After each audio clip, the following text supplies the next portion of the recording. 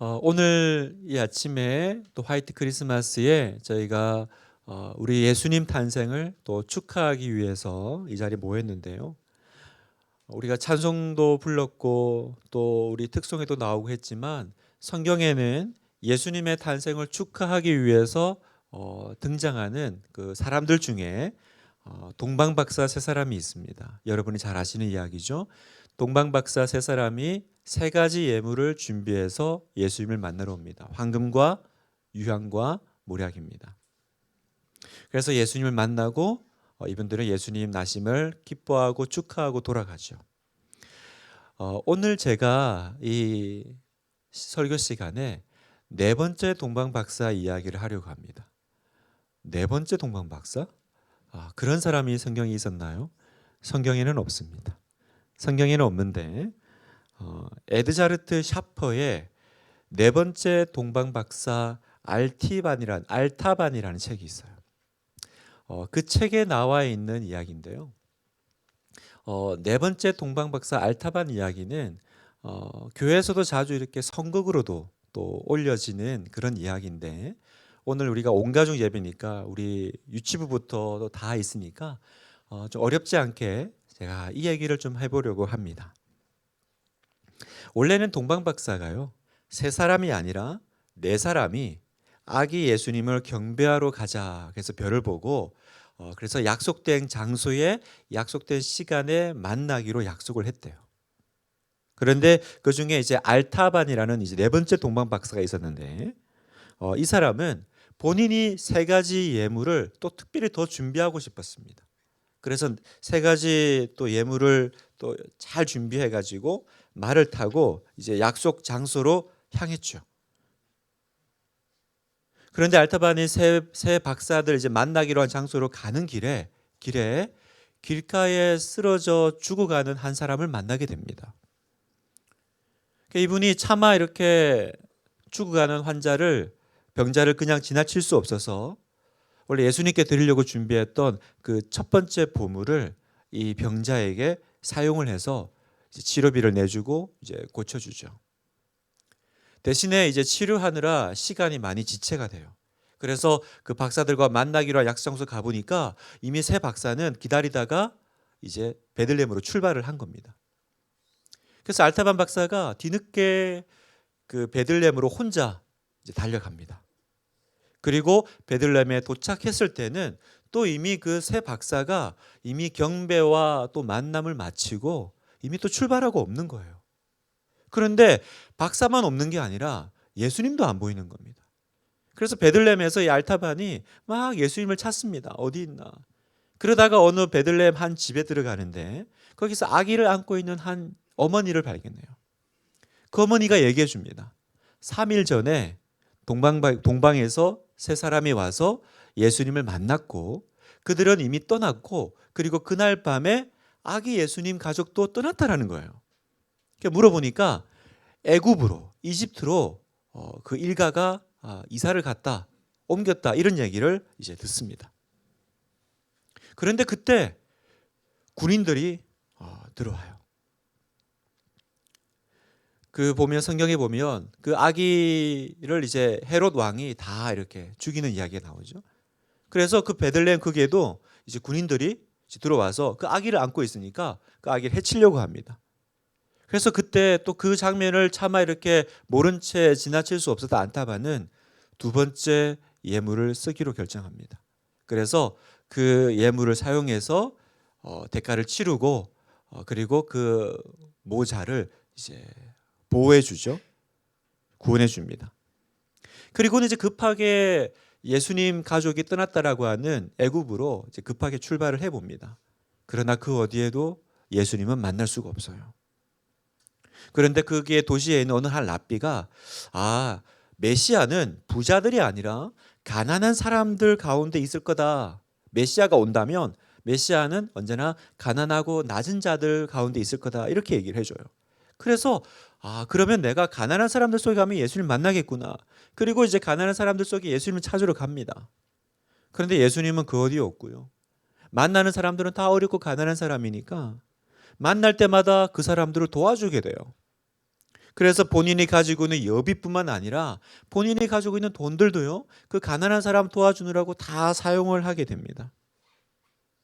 그렇게 이제 예수님을 찾아 헤맨 지가 무려 30년이라는 세월이 흐릅니다. 그리고 알타바는 백발의 노인이 되죠. 결국 알타바는 메시아를 만나기 위해서 예루살렘으로 30년 만에 다시 돌아오는데, 그 돌아오는데 보니까 군중들이 막 뭔가 이렇게 데모 같은 걸 하고 있는 거예요. 그리고 어디론가 막 올라가요. 그래서 이게 무슨 일입니까? 지금 왜 저 골고다 언덕을 향해 가고 있습니까? 그랬더니 우리가 자칭 메시아라는 사람을 못박으로 죽이려고 올라간다, 이렇게 말을 하더라는 거예요. 알타반 박사는 이분이 내가 그토록 만나기를 고대했던 그분이 그 예수님이시구나라는 걸 직감하게 됩니다. 그리고 이 마지막 보물 하나 남았잖아요. 내가 이 보물을 사용해서 예수님을 빨리 만나고 구원해야겠다, 구출해드려야겠다. 그리고는 군중과 함께 골고다 언덕을 향해서 막 달려갑니다. 그런데요, 그 달려가는 그 길에 어느 한 소녀가요, 노예로 이렇게 팔려가고 있었던 거예요. 노예로 이렇게 팔려가면서 이 알타반을 향해 소리칩니다. 저 좀 구해주세요. 저 좀 살려주세요. 나는 지금 이 예수님 빨리 만나러 지금 골고다 언덕을 향해 가야 되는데 나를 막 살려달라고 부르짖는 그 소녀의 목소리를 알타반이 차마 이렇게 외면하지 못해요. 그래서 결국 어떻게 하냐면 마지막 남은 보물이죠. 그 보물을 그 소녀에게 줍니다. 그리고 이렇게 말합니다. 딸아, 이게 네 몸값이야. 그리고 내 마지막 보물이란다. 이런 내용이에요. 이렇게 이제 이 연극은, 이야기는 마무리가 되는데, 이제 가장 감동스러운 장면은 이 마지막 시간입니다. 메시아를 만나기 위해서 평생을 그렇게 헤매었지만 결국 만나지 못한 이 알타바는요, 아무것도 가진 것도 없고요, 백발이 성성한 노인으로 그렇게 서글픈 마음으로 그 예수님이 못 박히셨다라고 하는 골고다를 향해서 터벅터벅 걸어갑니다. 그런데 그때 갑자기 지진이 일어나요. 성경에 보면 예수님이 십자가에 돌아가실 때 지진이 일어났거든요. 그래서 지진이 일어나면서 그 돌무더기에 이 알타반이 깔려요. 그리고 피를 흘리며 쓰러집니다. 그때 알타반 박사가 이렇게 독백을 하죠. 예수님, 저는 당신을 만나기 위해 애썼지만 결국 만나지 못했네요. 당신께 드릴 보물도 아무것도 남아있지 않아요. 저를 용서해 주십시오. 그렇게 피를 흘리며 마지막 숨을 거두는 순간 하늘에서 음성이 들립니다. 예수님의 음성이죠. 알타바나, 알타바나 부릅니다. 알타바나, 너는 나를 만났느니라. 네가 준비했던 보물들은 내가 모두 받았느니라.